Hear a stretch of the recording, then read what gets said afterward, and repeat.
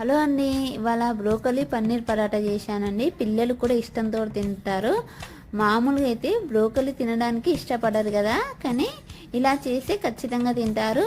మీరు కూడా ట్రై చేయండి. టేస్ట్ కూడా చాలా బాగుంటుంది. హెల్తీ. 150 గ్రామ్స్ బ్రోకల్ని తీసుకుందామండి. ఇలా కట్ చేసుకొని వేడి నీళ్ళలో 10 నిమిషాల వరకు ఉంచుకుందాం.